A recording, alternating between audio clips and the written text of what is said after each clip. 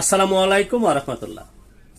দেশের প্রধান প্রধান দৈনিক পত্রিকার আন্তর্জাতিক শিরোনামে যে সকল খবর থাকছে, দৈনিক কালের কণ্ঠে আন্তর্জাতিক শিরোনামগুলোর মধ্যে থাকছে ইয়েমেনে প্রধান বিমানবন্দরে ইসরায়েলের বিমান হামলা, ইউক্রেনের ড্রোন হামলায় বন্ধ মস্কোর সব বিমানবন্দর, যুক্তরাষ্ট্র শীর্ষ সামরিক পদ 20% কমানোর নির্দেশ প্রতিরক্ষা দপ্তরের, কাশ্মীরে ক্ষোভ ও হতাশার আগুন।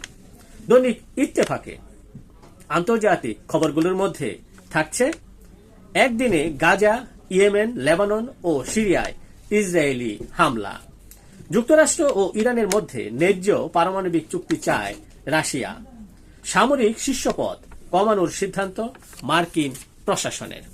এই ছিল দেশের প্রধান প্রধান দৈনিক পত্রিকার শিরোনামে উঠে আসা শীর্ষ সংবাদ, যা নিয়ে এতক্ষণ আপনাদের মাঝে উপস্থিত ছিলাম। আশা করি আপনাদের ভালোই লেগেছে।